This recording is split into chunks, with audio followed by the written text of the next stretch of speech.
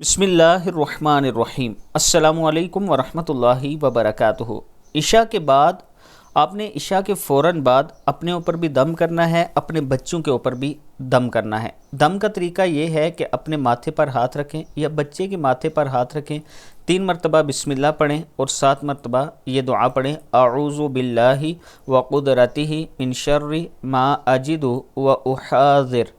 ये दुआ पढ़ें। इसके अलावा अगर कोई आपके घर में मरीज़ है, उसे कोई भी मर्ज़ हो, यहाँ तक कि अल्लाह ना करे किसी को कैंसर का मर्ज़ हो, तो उस पर आप इस अमल को इस तरह दोहराएं जैसे मैं आपको बता रहा हूँ।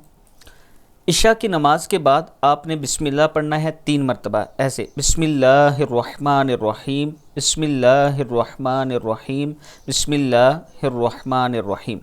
फिर आपने 7 मरतबा ये दुआ पढ़नी है, अऊज़ु बिल्लाहि व कुदरतिही मिन शर्रि मा अजिदु व उहाज़िर।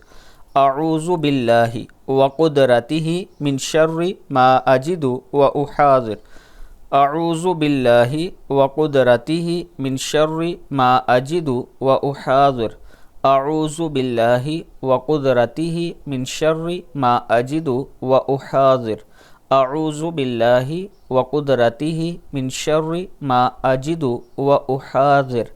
अऊज़ु बिल्लाहि व कुदरतिही मिन शर्रि मा अजिदु व उहाज़िर। अऊज़ु बिल्लाहि व कुदरतिही मिन शर्रि मा अजिदु व उहाज़िर। ऐसे फिर आपने 3 मरतबा ये पढ़ना है, उन पर दम कर देना है, पानी पास रखें, उस पर दम करें। आप ये अमल हर रोज़ दिन में 3 मरतबा कम से कम दोहराएं। किसी मरीज़ के ऊपर अगर आपने दम करना है, कोई भी मर्ज़ हो बेशक, 3 मरतबा आपने ये अमल दोहराना है। कोशिश करें एक फ़जर के वक्त कर लें, अगर फ़जर के वक्त आपके पास मरीज़ नहीं है तो दिन में कोई और टाइम रख लें, फिर आप ज़ोहर के वक्त करें और फिर इशा के वक्त करें। ये 3 टाइम आपने ये अमल करना है और पानी पर दम करके उन्हें दे दें, वो पीते रहें।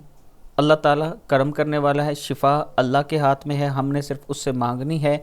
अब मांगने का आपका अंदाज़ क्या है? अगर पहली मरतबा ही उसको आपका अंदाज़ पसंद आ गया मेरे रब को, तो वो ज़रूर आपको शिफ़ा देगा। आप अपनी कोशिश जारी रखें, अल्लाह ताला करम करने वाला है।